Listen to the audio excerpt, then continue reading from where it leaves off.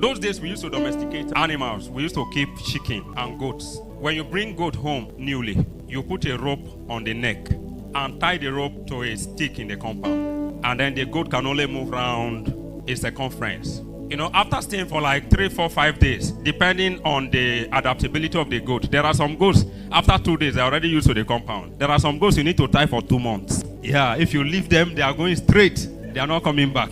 Yeah, so you tie them for a very long time. But you know, there are some goats on the average, after 3 days, you now remove the rope from the stick. You still leave the rope on the neck. You will see these goats, after you remove the rope, they will still be walking in that circle. Even though they are no longer tied to the stick, they still walk around. When eventually they realize they are no longer tied to the stick, they walk around in the compound with the rope on their neck. They believe they are still tied. So even though they have been set free, they have allowed themselves to be held down by the yoke of bondage. They are no longer held down, but they still walk around with that mentality. And unfortunately, you know, for the devil to really work on people, he needs to seize their mentality. He needs to seize their thinking. And if the devil can seize your thinking, if the devil can captivate you in your thoughts, he can do anything with your life. So most of the time, what the devil does is to create fears in people.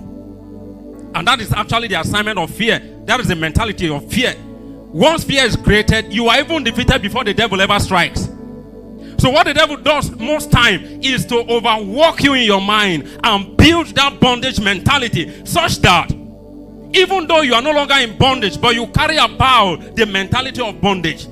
And once that mentality is there, the devil can still have his way anytime. So you must tell yourself at any point, I am a free man. I am not in bondage. Witchcraft cannot work on me.